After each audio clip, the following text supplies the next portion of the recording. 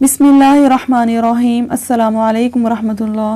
मेरी प्यारी बहन और भाइयों, आज मैं आप लोगों को सूरह यासीन की फ़जीलत और इसके हैरत अंगेज़ कमालात बताऊंगी कि सूरह यासीन पढ़ने से इंसान की ज़िंदगी पर इसके क्या असरात रूनुमा होते हैं।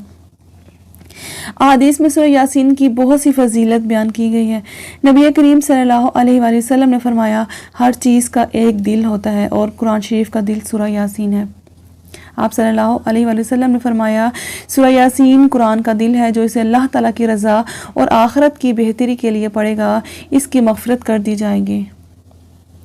आप सल्लल्लाहु अलैहि वसल्लम ने फरमाया, जो शख्स इस सूरत को पढ़ता है, अल्लाह ताला उसके लिए 10 कुरानों का सवाब लिख देते हैं। एक रिवायत में है, अल्लाह ताला ने सूरह यासीन को ज़मीन और आसमान के पैदा करने से पहले 10,000 साल पहले पढ़ा। जब फरिश्तों ने सुना तो कहने लगे, खुशी है उस उम्मत के लिए जिस पर यह कुरान नाजिल हो जाएगा, और खुशी है उन दिलों के लिए जो इसको याद करेंगे, और खुशी है उन ज़ुबानों के लिए जो इसकी तिलावत करेंगे। सुभान अल्लाह। एक अहादीस में है, जो शख्स सूरह यासीन को सिर्फ अल्लाह की रज़ा के लिए पढ़ता है, उसके पहले तमाम गुनाह माफ़ हो जाते हैं। बस इस सूरत को अपने मुर्दों पर पढ़ा करो। एक रिवायत में है, जिसने सूरह यासीन को हर रात में पढ़ा फिर मर गया तो शहीद मरा। एक रिवायत में है, जो सूरह यासीन को पढ़ता है उसकी मग़फ़िरत कर दी जाती है। जो भूख की हालत में पढ़ता है वो सैर हो जाता है। जो रास्ता गुम हो जाने की वजह से पढ़ता है वो रास्ता पा लेता है।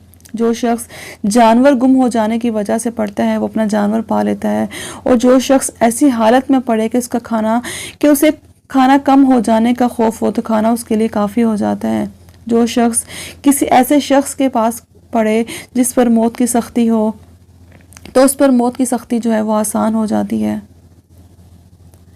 नबी करीम सल्लल्लाहु अलैहि वसल्लम ने फरमाया, जिसने किसी रात में अल्लाह ताला की रज़ा के लिए सूरह यासीन पढ़ी, उसकी मग़फ़िरत कर दी जाती है।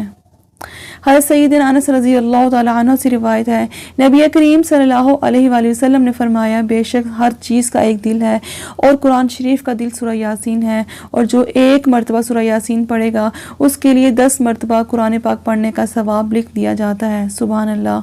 तो मेरी प्यारी बहन और भाइयों, ये मैंने आपको थोड़ी सी सिर्फ फजीलत जो है वो सूरह यासीन की बताई है। अभी सूरह यासीन की फजीलत और भी बहुत सारी हदीसों में बयान की गई है।